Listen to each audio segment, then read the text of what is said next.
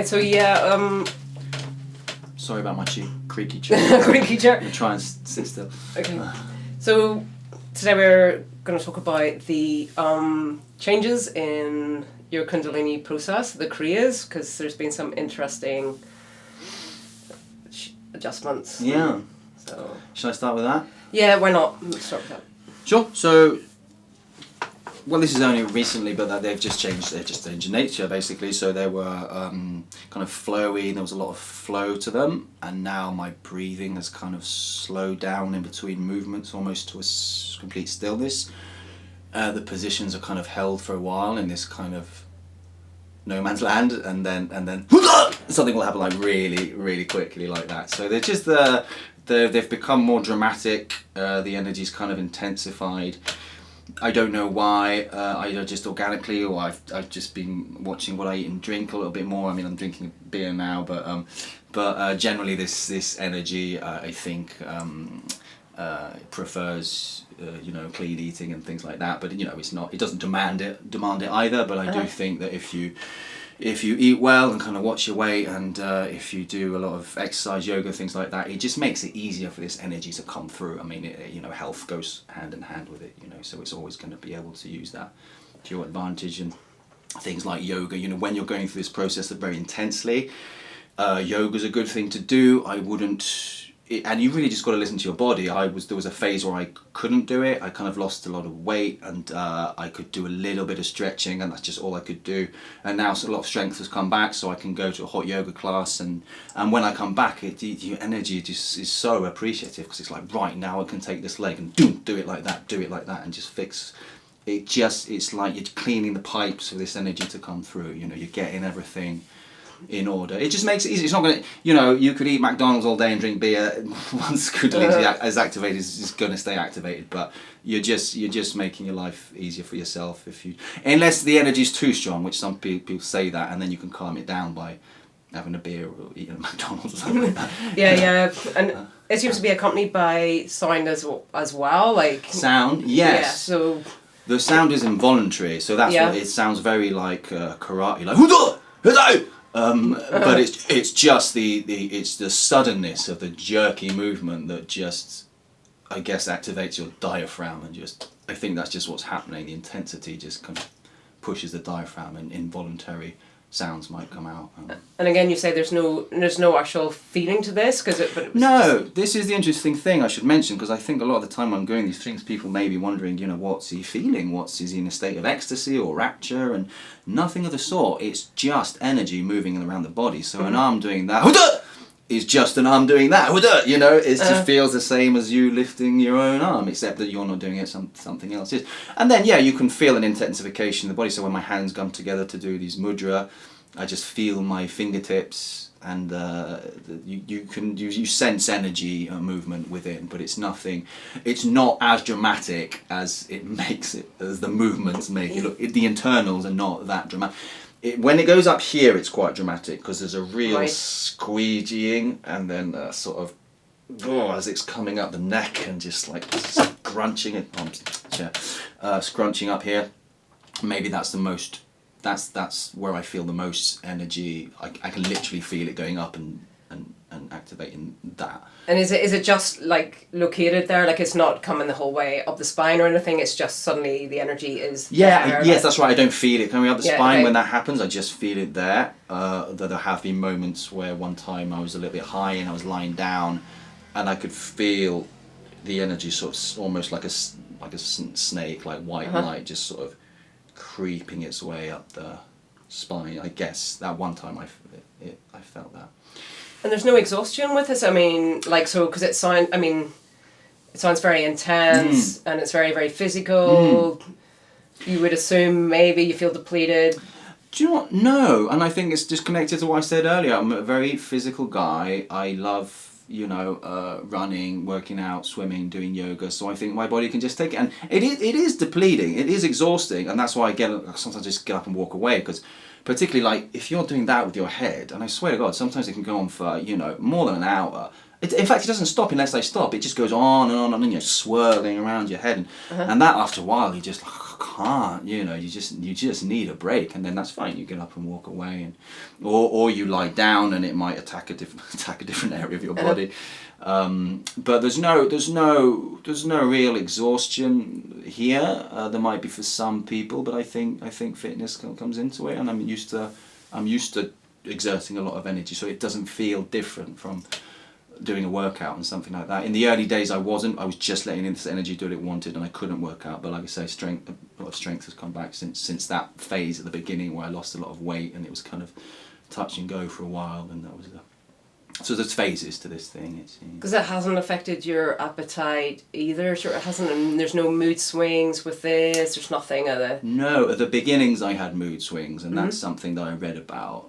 And they're quite interesting, like just suddenly shouting at someone for no reason. Right. And I thought about those, and I think part of the reason might be that you're losing your sense of self, so something that you wouldn't have expressed in the past is suddenly being expressed in a very energetic way. Was in the past, if you were a bit of a pushover, you're like, well, don't say that, you know, so people expect you to be a certain way, and then you might suddenly go, will you stop that? And then people go, oh, that's not like him, he's having a mood swing.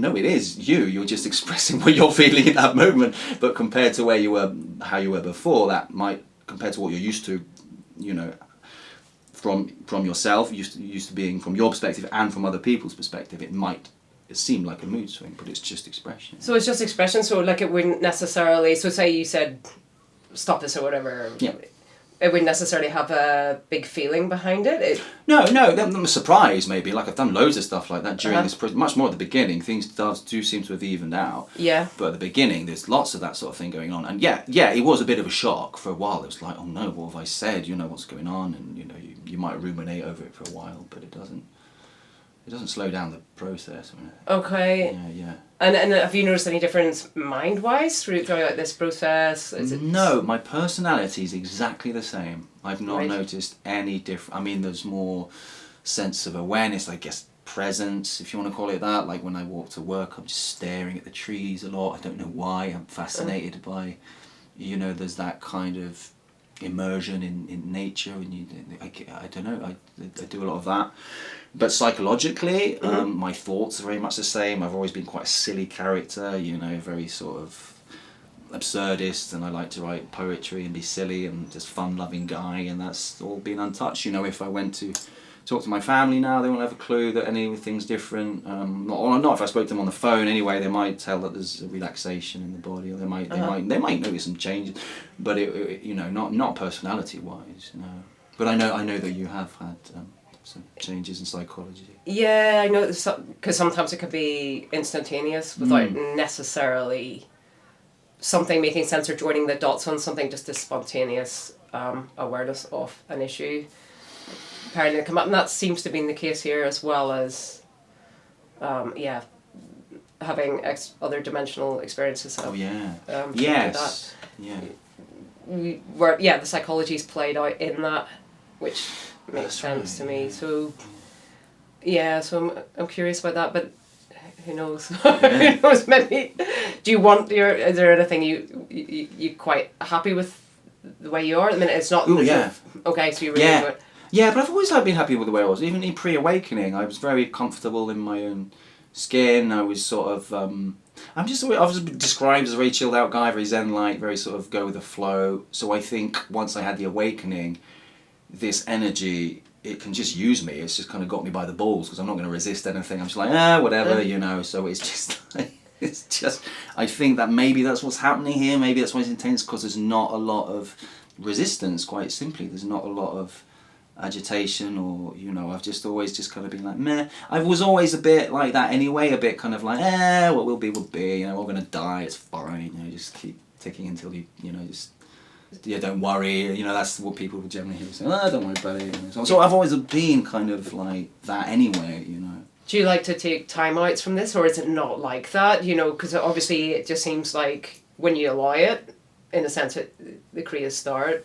Yeah, I can only do it for so long.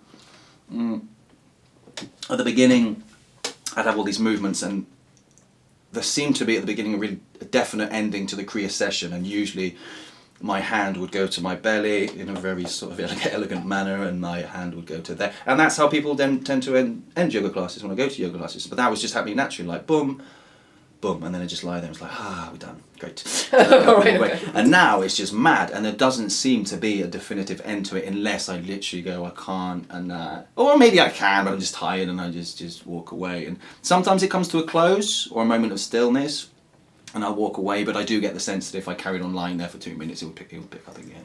And there's no fear around this at all, even though it can be really intense at times? Not in the slightest at the moment. There was at the beginning, but the fear didn't come from the Kriya. I mean, it is really weird at the beginning. I'm just so used to it now. Like when you see your hands moving of their own accord for the first time, that moment, I'd be lying in bed, and at first it was like shoulder movements, and then you're sort of like, sorry, what?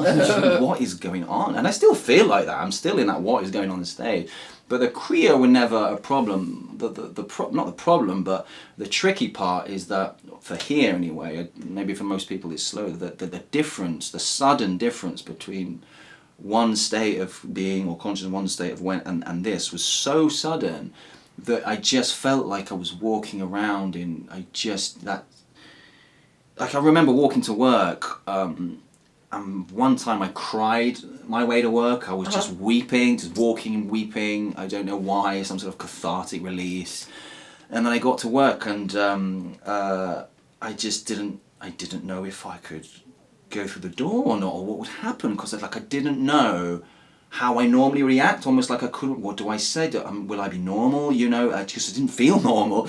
Right. So I was just worried if I could do my job. And then as soon as I walked through the door, people are talking to me and a response is coming out. And I was like, oh, it's fine. I don't need whatever was there in the way. In fact, that was just getting in the way. In fact, there's more flow when that sense of self drops away. There's more flow to a conversation. It's more natural. It's more easy anyway. But there was this real sense that I think I'm going to screw everything up and look like a crazy person, but it wasn't at all. And another time I walked into work and it was a full moon, and I was just making animalistic noises. It takes me about 25 minutes, half an hour. I was just going like I thought, am I turning into a werewolf? What's happening here? And then, but if people were walking by, be like, oh, how you doing? I'm fine. Thinking, yeah, I'm good. And then, and I make those noises sometimes when they're Kriya intent as well. Like there's a real animalistic side to it, a real like full moon transformation thing going on. The you remember those moments that we're animals, and there's something primeval going on with this energy. It's really primeval. It feels, Yeah, and you kind of said it likes to express itself through dance. Yes, here anyway. I think I've not heard that many talk about it this way. I know. I'm going to blank on his name. Doesn't matter. But there's a guy who's a non-dual speaker, and he talks about Frank Yang. He's very into. He used to be a bodybuilder, and he's very into the body and getting into the body. And so he talks about working out and the benefits of that, and very interesting guy. But I don't know that many people who talk about dance, and I have to say that the passion that I feel with Kundalini is very much the same passion that I've always felt when I'm in a club and a song comes on that I like, and I just can't help myself. Like the self-consciousness will kind of go, especially if I've had a couple of beers. And I've always just gone mental, just wanting to something. It just does something to me. If I listen to Pink Floyd guitar solos, it just takes you into sort of transcendent space, and I think that is connected to this energy. And if you can dance, I recommend that to anyone who's interested in Kundalini or has, if you've got a passion, just go out and dance, because when you're dancing in a way that's not self-conscious and you're not afraid to move in a feminine way, and you're doing whatever the body really wants to do of its own accord, then that can really raise your vibration. So I just love it. I love going out. I love dancing, and I wonder if all these ancient traditions in places like Africa, drumming and trance, when you see these tribes going, and they're all kind of doing that, if that's not a Kundalini a thing. So is that quite grounding as well, the dance, or is it not about that so much? It's just a way of expressing it? Yeah, I wouldn't call it grounding. Okay. It's just the freedom of expression, which can happen through art or anything, I suppose. It's just for here, there's a particular love for that type of movement, for movement in general. And I've never been a meditator. I've never been one of these people who can just sit.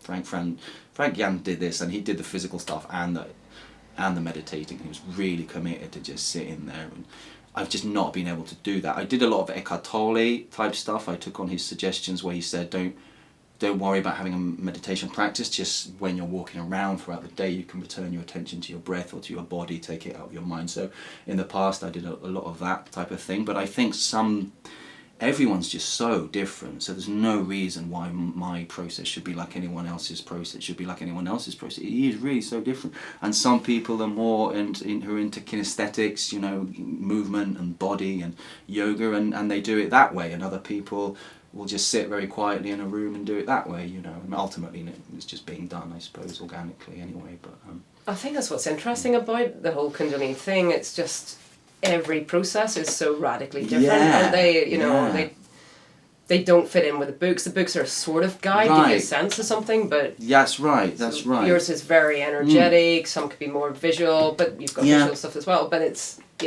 like, and but normally Kriya, from what I've read or what I've learned about it, is not as as extreme, as ongoing as yours is.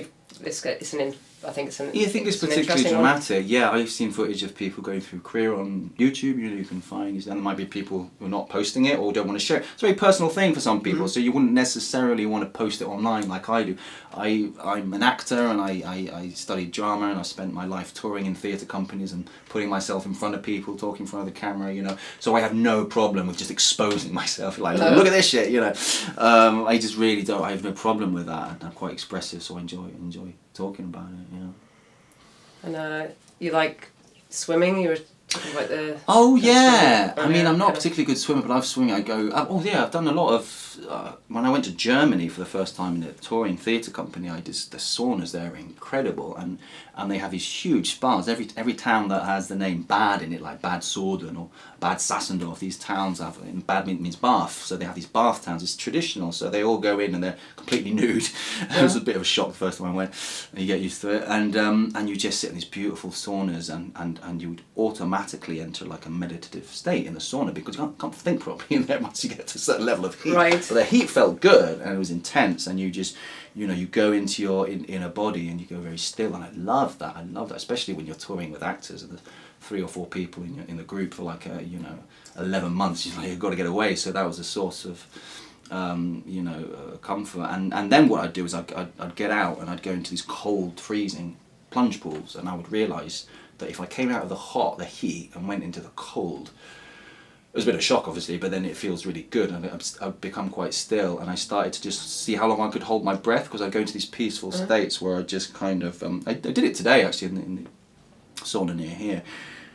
I would just sort of... It might be a bit weird to look at because I look like I'm dead, but I just float like a dead person and see just how long I was comfortable until I needed to take a breath. And it turns out, with the heat and the cold, you can stay. Well, I felt like I could stay there for a long time. I don't recommend these practices, by the way, unless you find it interesting. Don't go and drown yourself. But and then I would just kind of be floating, and the thought would come like, you should probably take a breath around now. It seems like it's been a while, and I was just like, obviously eventually I would, but I would often do it because I felt like I should, not necessarily like I needed to. Today I did that. It's like, I think it's been a while, so I got up, and I think I pushed it a bit far, and I was on the side of the pool, and I was kind of like, my breathing had really slowed down, and then I turned around and there was a security guy with a stick, and I think he was about to poke me to see if I was dead, and I don't think I was in there that long, but maybe it was a bit longer than I intended to. And then I sat down, and then very slowly the breathing returned, and I've always done that anyway, but because the Kriya at the moment, they're doing a lot of, the breath is kind of slowing a lot. The movements have become more dramatic, but the breath has slowed and sometimes stops, or sometimes it will stop it on purpose. So I just wondered, I was like, I wonder if I have more breath support now. So it was a little experiment, but you've got to be careful with these things, and I think I did go a bit limp, and I just thought, it's probably wise to, push it too far. But I think the Kundalini appreciates all those things, because it's working on your body, and the more, it's just giving it more to work with, I suppose it's like spontaneous pranayama, or do you know, or like all those techniques to slow down the breath. It's just happening. Yeah, it does it automatically. for you. Spontaneous yoga, like you were saying. Yeah. So it's spontaneous sound. It's all. It does it all for you. It does it all for you, and I think that's what I read about Kundalini. I think in Buddhism, I think it's connected to what they call flow. What's the word? I'm so bad with the terminology. Not flow state. Stream entry, where you feel like you're meditating, you're in spiritual path, you feel like you're meditating really hard for a while, and then something else takes over, and at that point you put your feet in the stream and it's just taking you. So it's in that sense you can just kind of not worry too much about what you should or shouldn't do, because you're no longer in control. I mean, you probably never really were, but felt like you were, and then when you realise you're not, something else can take over, it seems, and it just kind of, it does it all automatically. Is there kind of excitement around it, or hell yeah, right, I'm so excited about it. Yeah, I just can't believe it. It's, I'm just really blown away by it. So it's kind of curiosity where it goes, if anywhere. That's what I'm talking about. I can't stop talking about it. Okay, right. No idea what's going on. Yeah. And I've got, people notice the difference, work, and, I don't know what to tell people. I don't know if so that's why these meetings are great, because I can express, and like, where am I going to go? I'm not going to go, hey, I had a Kundalini awakening, spontaneous movements, look at this. They're just going to go, get the fuck out of here. Yeah, you know what I mean? absolutely. Yeah. It's just radical, it's radical. Yeah. So yeah, I'm totally excited, yeah. Cool. I don't know what's happening, but I'm excited. Don't know what's going on, but I'm excited. Yeah, and it's shifting. That's the interesting thing as well. It's changing. So. It is. It's changing, and I know it changes sort of week to week. just in my way of being, and yeah, I guess that sense of, this is all the best way to describe that sense of self kind of just shifted, and then it's just been whatever's left of it, or whatever conditioning was there produced by it, is just like the clouds are parting, and there's just more freedom and less self-consciousness and more ease, and but it's all happening naturally. Well, sounds good. Great, yeah. Shall we leave it there for now? Yeah. Okay, thanks for watching everyone. Thank you.